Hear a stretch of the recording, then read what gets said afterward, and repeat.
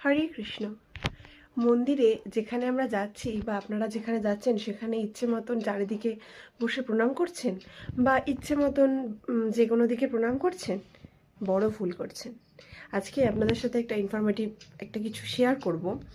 তো সেটা হচ্ছে, আমরা যখন ভগবান শ্রীকৃষ্ণের মন্দিরে যাই কিংবা ভগবান শ্রীকৃষ্ণ সম্বন্ধীয় বিষ্ণুতত্ত্ব মন্দির, যেমন ধরুন নৃসিংহদেব ভগবান, তারপরে আপনার পঞ্চতত্ত্ব ভগবান, পঞ্চতত্ত্ব মহাপ্রভুর মন্দির, ভগবান শ্রীকৃষ্ণের অবতার, তারপরে বরাহ কুর্ম অবতার, নারায়ণ মন্দির, বিষ্ণু মন্দির, যে কোনো মন্দির, এগুলো হচ্ছে সব বিষ্ণু অবতার। অর্থাৎ ভগবান শ্রীকৃষ্ণের অবতারকে বলা হয় বিষ্ণু অবতার বা শ্রীকৃষ্ণের অবতার। তো এই মন্দিরগুলোতে যখন আমরা যাচ্ছি তখন আমরা ভগবানকে সামনাসামনি রেখে সোজাভাবে প্রণাম করছি, তাই তো? তো এইটা হচ্ছে সবথেকে বড় ভুল। ভগবান শ্রীকৃষ্ণের মন্দিরে গিয়ে আমরা যখন সোজাসুজি প্রণাম করি, সেখানে দেখি হয় সেক্ষেত্রে ভগবান শ্রীকৃষ্ণের সামনে বিভিন্ন দেবদেবী, অসংখ্য দেবদেবী তাকে দর্শন করার জন্য তার সম্মুখে অবস্থান করে।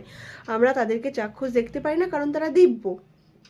তাদের আমাদের এই জড়চক্ষুর দ্বারা সেই সমস্ত অগণিত দেবদেবীদেরকে আমার দেখা সম্ভব হয় না।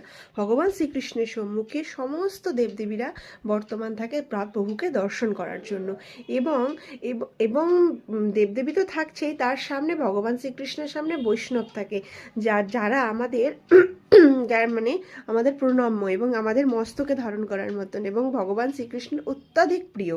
তো আমরা যখন ভগবান শ্রীকৃষ্ণকে সামনে রেখে প্রণাম করি, তখন আমাদের পাটা বা আমাদের আমরা যে সামনে ভগবান শ্রীকৃষ্ণকে রাখছি এবং পেছন থেকে আমাদের পা থাকছে, সেই পাটা কাদেরকে লাগছে?